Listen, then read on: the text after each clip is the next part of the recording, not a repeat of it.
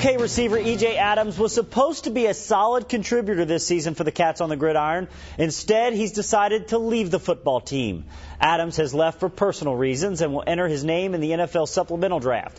He started 9 games last year for the Cats, catching 14 passes for 180 yards. Also, tight end Chris Cessna has given up football because of injuries, and Deontay Mason is transferring.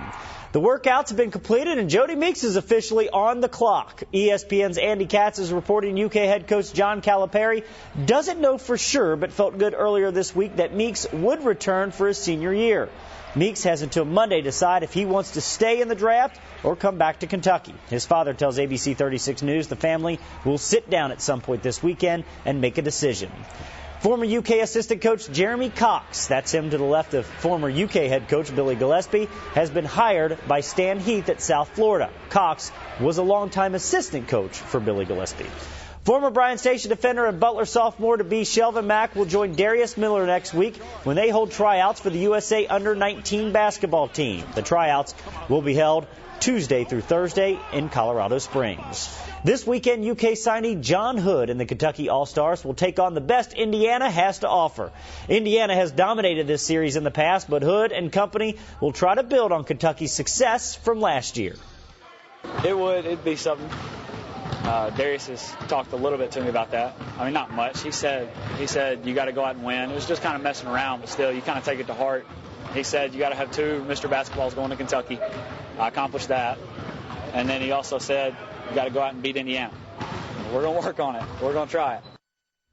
Leading the way for the ladies is UK signee Adia Mathis. Kentucky's Miss Basketball had her pick of colleges, but in the end, she wanted to wear Kentucky blue. Very excited. You know, I can't say I've been wanting to play that all my life, but as I got older, I've been seeing that UK would be the best place for me to go. So I'm just excited to get there and start my career. Here we go. Semifinals of the state high school baseball tournament. First up, Harrison County versus Lexington Catholic. Great crowd at Applebee's Park for this one. Harrison County had the bases full of thoroughbreds in the top of the first, but Devin Williams gets out of the jam with the ground ball to short. Inning over.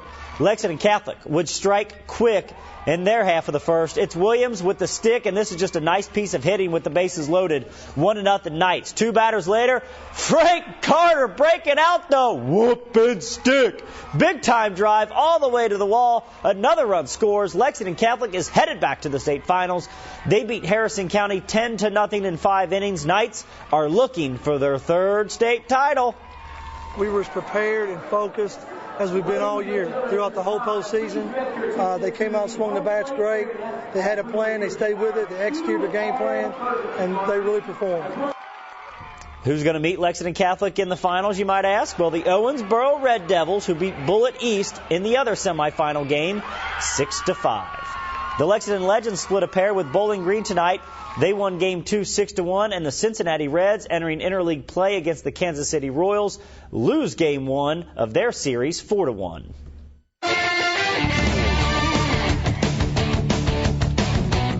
Penguins Red Wings Game 7 of the Stanley Cup Final. Second period, no score. Max Talbot. Look at the shot. Goal! Assist to Evgeny Malkin. Pittsburgh would win the game and the series. They are bringing home the cup. And this is our Jack Kane Ford Play of the Day.